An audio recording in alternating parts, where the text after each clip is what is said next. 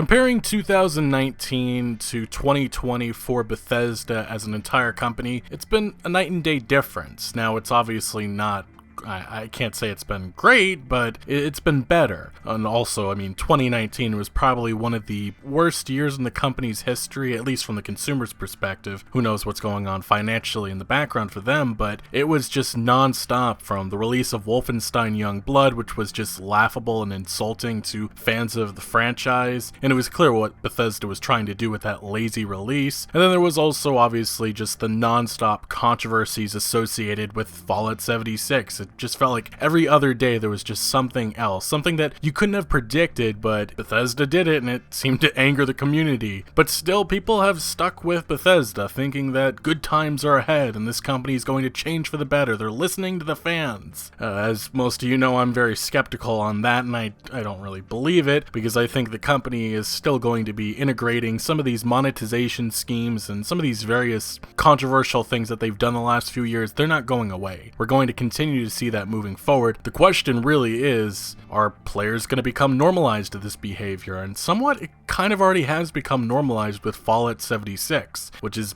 a bit deeply concerning. Like the duplication glitches and all the exploits, that stuff has not slowed down here in 2020. It's just that people kind of have, I want to say that people just stopped caring. It's just like, it's just Fallout 76. It's still unacceptable, but I guess it's Fallout 76. That's how a lot of people see it. But to be honest, Fallout 76 since the Wastelanders update has experienced somewhat of a resurgence. And yes, going back to the basics of Fallout 4 with co-op was a smart decision, and it seems like Bethesda Game Studios Austin is going to continue to build upon that, which maybe that'll bring back new players, maybe not. I'm not entirely too sure, but the company in the last week or two has done some damage. Now, that's not to say that Bethesda hasn't already stirred the pot or created some controversy here in 2020, but it feels like we have a few really notable stories that have blown up in the last 48 to 96 hours.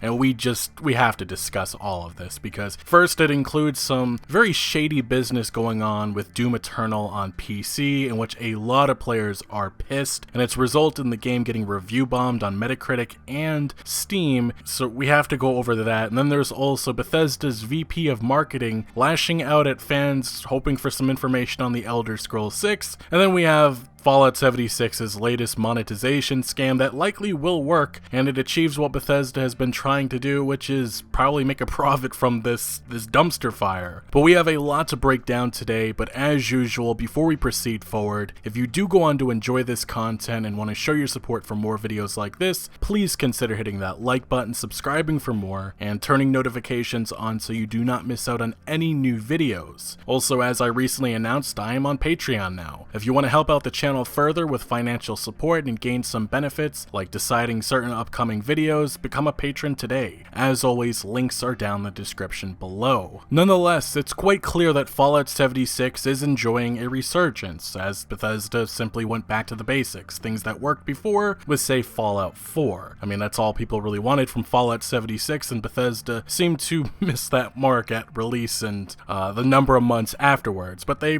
finally realized that with Wastelanders, which improved the game drastically, although there are still many problems and still a lot of people are unhappy with this product, rightfully. And as I mentioned in my long video review of sorts, the people versus Fallout 76, this game,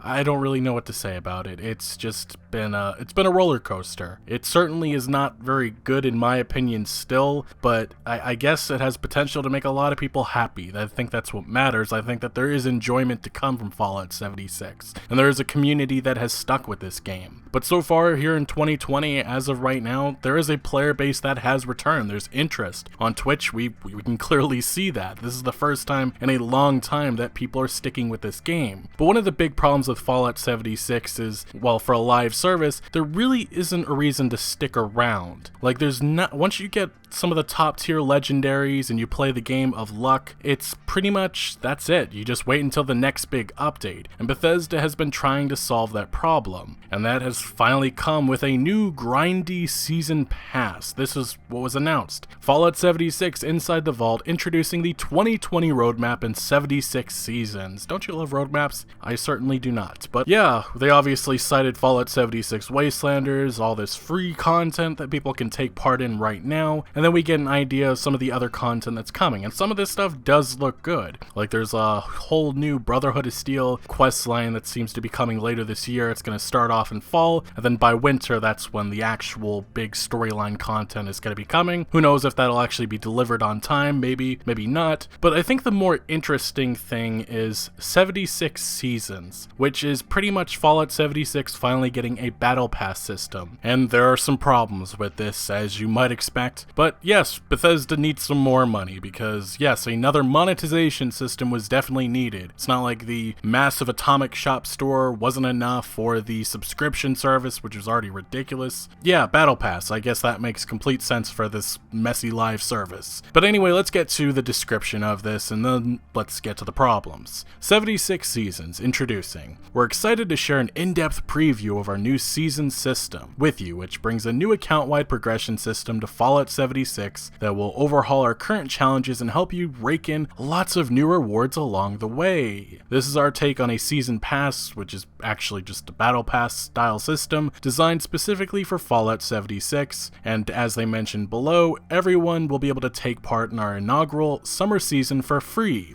as soon as it begins with update 20. Now the interesting thing is they just mentioned this specific summer season, they don't mention afterwards, which is very careful wording, and as most of you always mention down the comment section below, there's a reason why for that, and it's likely because they are experimenting with this. Now I'm certain that they're probably going to go free with all of this moving forward no matter what, but it's very interesting that they don't just come out of the blue and say that we're going to have a battle pass system permanently free for everyone. But maybe they're trying to go the Fortnite or Call of Duty route, which is to have a free option and then a paid option. Maybe that's something that they're looking at, but they're not certain yet. But either way, the careful wording is it's interesting and it's suspicious, I'll just say that. And they also mention all players will have full access to a single unified progression path, which means everyone is working towards the same rewards through this entire season. And again, they only mentioned this first season, nothing beyond that. Now during the first season, this will be a themed board game, and you will be placed at the first space on the board at rank 1 out of a total of 100 ranks, normal battle pass, and then you can earn a bunch of cosmetics, but also there's some other things here, consumables like scrap kits and repair kits. You can also get perk card packs, atoms, and then there's also in-game currencies like script, caps, or gold bullions, which is what everybody's working for right now. So again, there's going to be immediate concerns about this maybe being, I'm not going to say,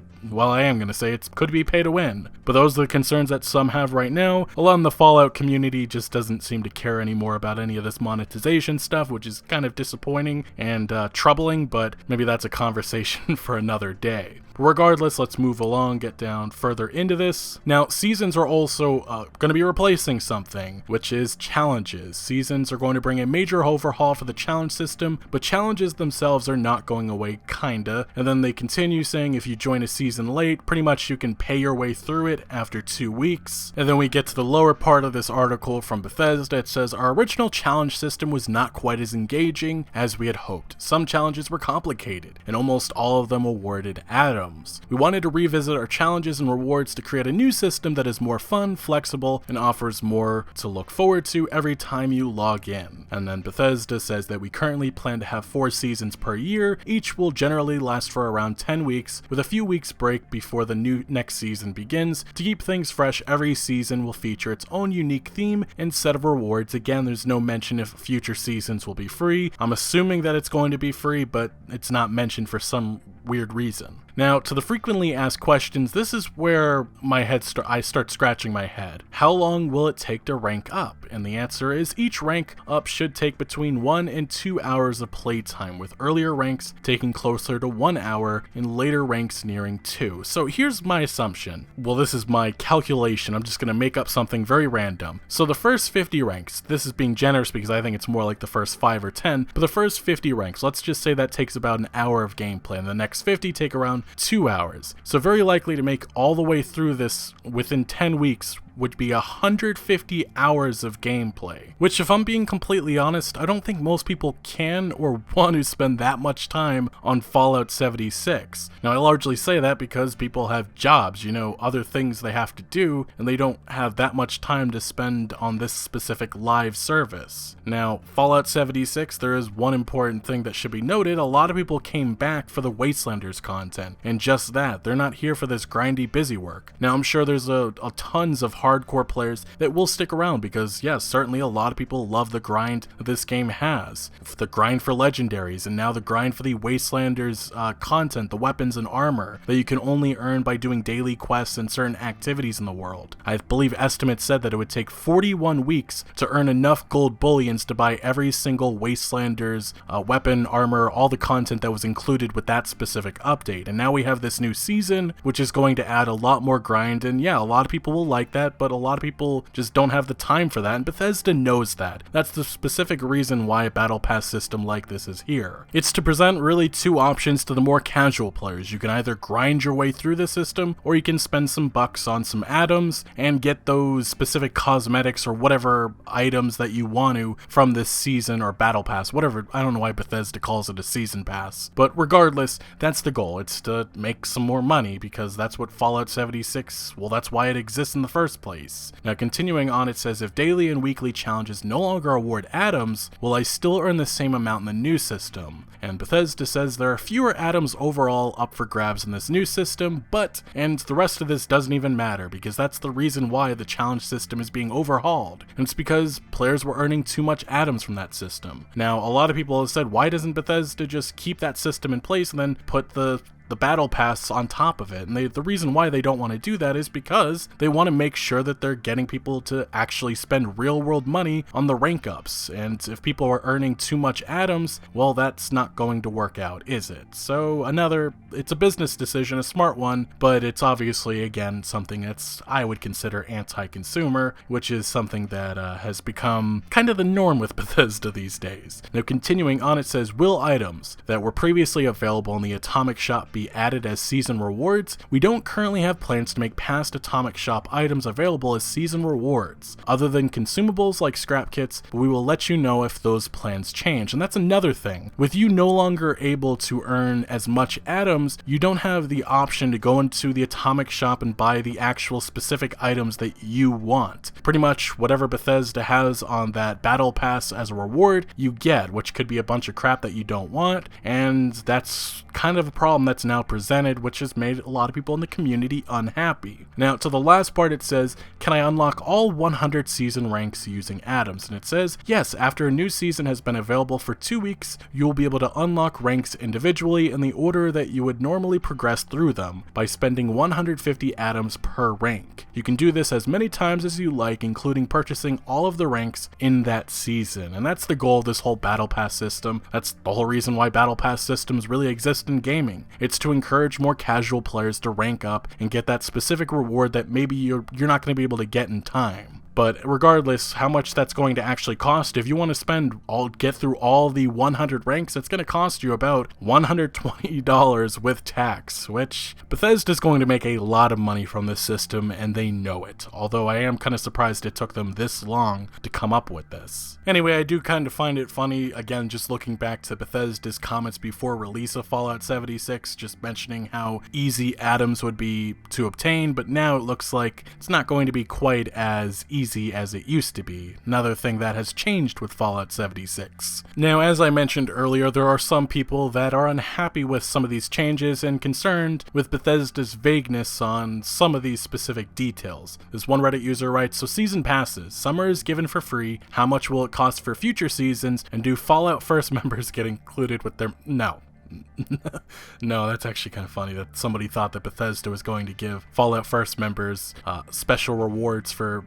That's not going to happen. Need clarification, a little worrying. Look, it's not ideal, but I kind of like the idea of seasons. Keeps me wanting to come back to get the cool rewards, which is just grindy busy work, but anyway, obviously some people have different perspectives on that. The real issue lies in the fact that they specifically said that the summer season will be free. After that, will it be a purchase? Again, the vagueness is probably on purpose because they don't even know yet either. Do they go with a paid option, or do they just keep it completely free? And I'm guessing that it will be decided by how much money that the initial first season makes. Now, another Reddit post says, wait a minute, are you guys telling us that you nerf free atoms? I mean, this whole season sounds cool and all, but why nerf daily atoms? I swear, this Fallout 76 community, this is all obvious stuff. It's to make Bethesda more money. This is what keeps me logging in every day to complete, and I guess many more players. And by the way, lifetime challenges, most of us veterans already completed them, so you can't just throw that and say, but you can still get them for lifetime challenges. Free atoms was one of the selling points of your game. Don't take it back, and yes, technically you will still get free atoms, but I can guarantee the amount will be much lower, so you can't buy many stuff from the Atomic Shop. Again, they're not going to change any of this. The reason why they're overhauling the system, I will say, it probably didn't really work all that well, but I don't know if just completely getting rid of the daily and weekly challenges is a smart decision. Now, to just a few more Reddit posts, we have somebody saying, Bethesda, please use the innovation and ingenuity that you use to endlessly find new ways to monetize this game and put some of that energy into fixing the bugs. And what I will say is, nothing is going to change. It hasn't in a year and a half. There's going to continue to be more duplication glitches and various exploits that just honestly surprise all of us. And then the final Reddit post, this goes back to a point I just made earlier, Fallout 76 continues to become less and less accessible to people who work weekdays. And again, Bethesda wants to have people grinding this game out non-stop, or you can spend some money, which is the ultimate goal of this new Battle Pass system, and they've been trying to achieve that for a while now, but it seems like now they're going to really rake in the cash in my personal opinion. But regardless, I mean, a lot of people are just become normalized to this behavior from Bethesda. Even one of the top posts on this new season pass announcement on Facebook, I found this one rather hilarious. Maybe I'll even change my voice for this one, but we have the top post which says, Man, I thought my kids whined a lot. Some people are just getting too entitled these days. Either you like it or you don't, and if you don't, move on. I did not play it because of what I heard about the game. My real-life buddy convinced me to get it. I regret listening to all of the negative BS. I have not had this much fun with a game in a long time. I played it for 3 months, encountered very few bugs. I stopped to take a break for real-life stuff right before Wastelanders came out, and I can't wait to come back. P.S. It's optional to buy atoms or Atomic Shop items, which are all cosmetic. No, they aren't. So how are they nickel and diming people? Shaking my head, And then obviously you can see all the likes, and I swear people just love to ignore all of the BS that Bethesda has done. I made a 51-minute video, and I feel like I missed so much stuff that Bethesda has done with Fallout 76. Again, this game has only been out for a year and a half, and I can't even keep up with all of the nonsense that has happened. But speaking of nonsense, let's move to Doom Eternal, which I don't know what id Software and Bethesda are doing with this game. Now, obviously, we had the huge dispute that broke a lot of news, and that was with Mick Gordon. That was...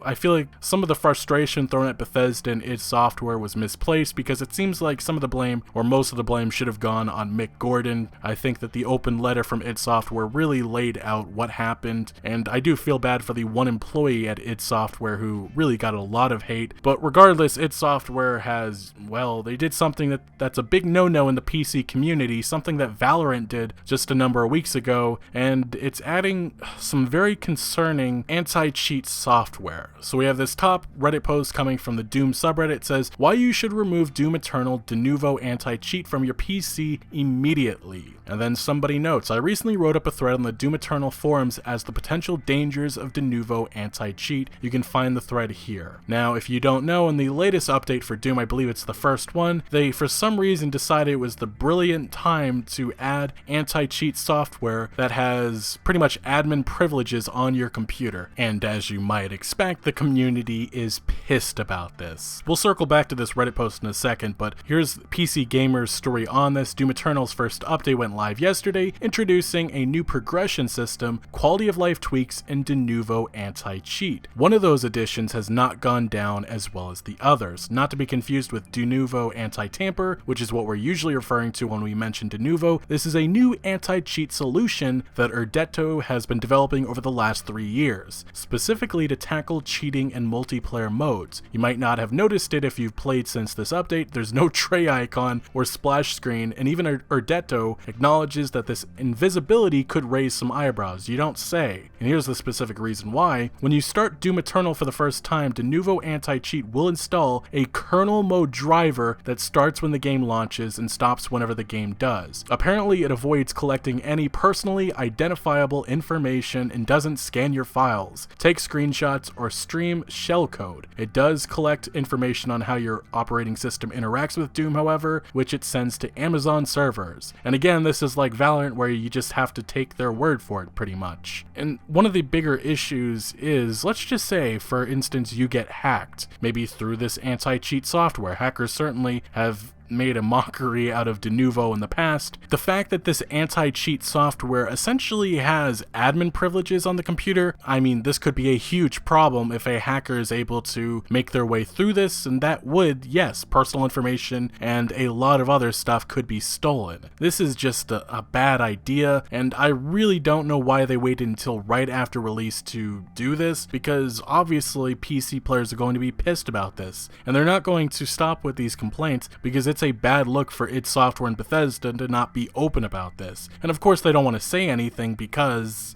they probably expected this reaction. But the fact that this is just, what a dumb idea. This is what I expect out of Bethesda these days. I'm trying to hold my words carefully, people, but this company, oh my god, so many moronic decisions. It's just hard to keep up, and it's also difficult to just not laugh at them. The absurdity of Bethesda's dumb decisions just, it's astonishing, let's just say that. Now, continuing on, this article pretty much wraps up saying you're still giving a lot of access to your PC though, because kernel mode drivers hang out at the core of your operating system, the huge problem. There are concerns that this represents a major security risk, you don't say, if someone was to find a vulnerability in it, netting themselves control over the most basic functions of your PC. This is a controversy, this is something waiting to blow up, because I'm telling you that a vulnerability will be found. It always happens, and what's going to result in this is bank accounts being stolen, tons of money being taken, a social security,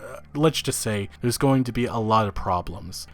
Bethesda. Now, circling back to the Reddit post that I mentioned just a few minutes before, they do have a clarification so you can understand the difference between these two different pieces of software. Denuvo Anti-Tamper is DRM software used to obfuscate code during the compiling process. This makes it harder for pirates/crackers to crack the software through reverse engineering. The software has no bearing on the operating system as it's built into the executable. It anecdotally may cause game performance issues at times, but that is the extent of it. This is why, or what people generally are talking about when they say a game has Denuvo. And again, Denuvo, in most cases, it's still usually cracked by pirates within days. Now, Denuvo Anti-Cheat, henceforth DAC, is the new anti-cheat introduced with Update 1 for Doom Eternal. It is an extremely invasive anti-cheat software that runs at ring 0 of your operating system, which gives full access to your machine. Read the thread linked above for more information. So if these security risks weren't already a big deal, there's already many other issues being reported connected to this. And these are some of the big reported ones. There's stop errors, blue screens, performance is degrading with reduced frame rates, stuttering, excessive load times, etc. There's an inability to launch the game on Windows for some. The driver continues to run even after it's uninstalled, and then the driver is apparently reinstalling itself without the game even being ran, and then the game no longer it doesn't work at all in Linux for a lot of people. Now, the good news is that a lot of people are able to remove this because a lot of people aren't playing the multiplayer of Doom Eternal, but still, the fact that this is even being introduced is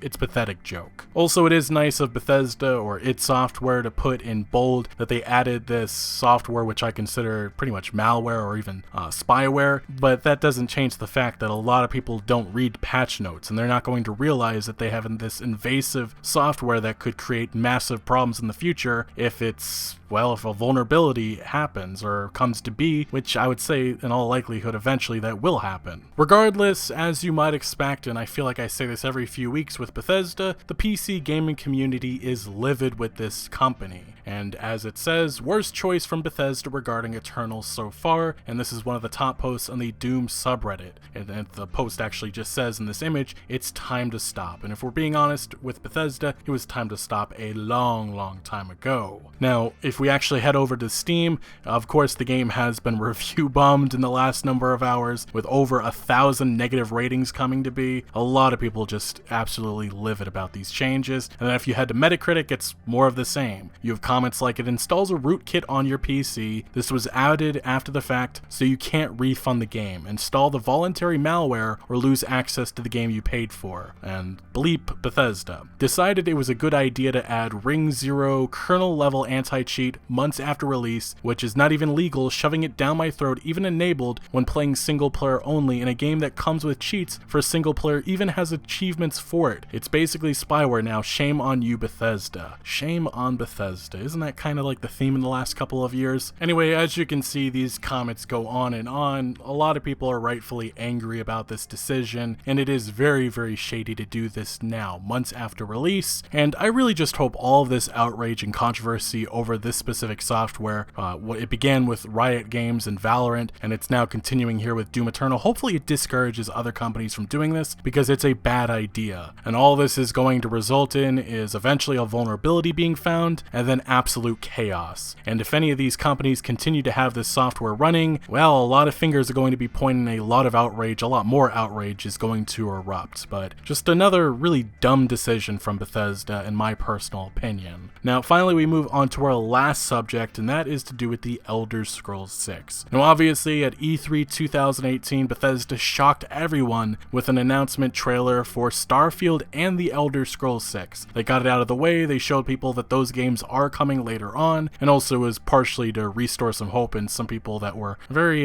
nervous about the idea of a Fallout Live service. Bethesda wanted to make clear that no, we're going to continue to do single player games after this, but the questions about the Elder Scrolls 6 and even Starfield are not slowing down, and that's really how it's going to be for the next number of years. So now let us move to Twitter, in which one user took it upon themselves to, well, ask the VP of marketing at Bethesda, what's going on with the Elder Scrolls 6? This user said, alright, check it out, Pete Hines, let's cut the crap. When can we expect some information on the Elder Scrolls 6? We need this, Bethesda. And then they some hashtags, and Pete Hines responds, it's after Starfield, which you pretty much know nothing about, so if you're coming at me for details now and not years from now, I'm failing to properly manage your expectations. And again, I will emphasize that Pete Hines, yes, he has said in multiple interviews, I think since 2016, that the Elder Scrolls 6 is a long ways away, and I think a lot of people get confused about that. I see videos popping up, leaks saying it's coming in 2021. It's the same thing with Grand Theft Auto 6, both of those games long ways away from what current reports and even what actual developers are saying. Now, somebody else responded, another verified account, Dan's Gaming, saying, I can't wait to see the big reveal in Starfield. I hope Todd does one of his long deep dives into it. And Pete Hines says, someday, Dan, someday. And then somebody says, Sunday? The subreddit is about to go nuts, and then this is where Pete Hines for some reason lashes out at this person saying,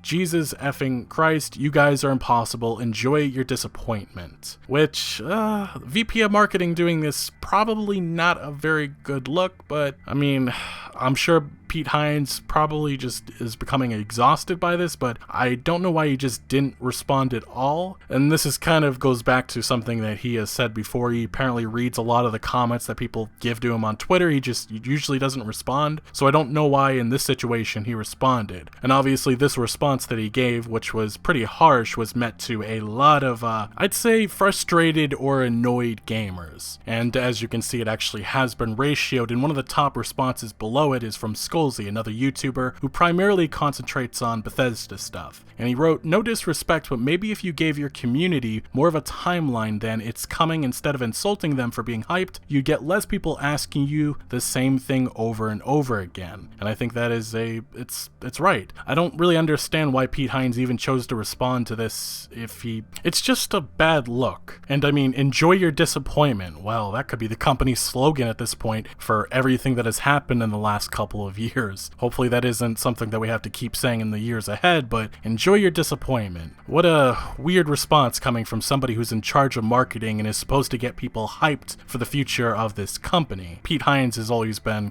he does his own thing. He's not like most other, I guess you could say, community or marketing executives in this industry. But anyway, in conclusion, this is just another day or another video on Bethesda's various mistakes, and I promise you there'll be much more of this to come because this company just always seems to do the wrong things, and they're right now on the level of Electronic Arts, who pretty much does the exact same thing. And enjoy your disappointment. That is a slogan that is going to stick for a lot of people. But let me know your thoughts down in the comment section below on everything that we did go over today. But thank you for watching. Make sure to leave a like if you did enjoy this video or if you found any informative value, and make sure to follow my other social media accounts for updates on new videos. Links are always down in the description below. I'm most active on Twitter, giving opinions on news that I do not always get into video form, so do make sure to follow me over there. Also check out my Discord for all sorts of discussion on games. And again, thank you for joining. Consider subscribing for more videos like this, and I'll see you later.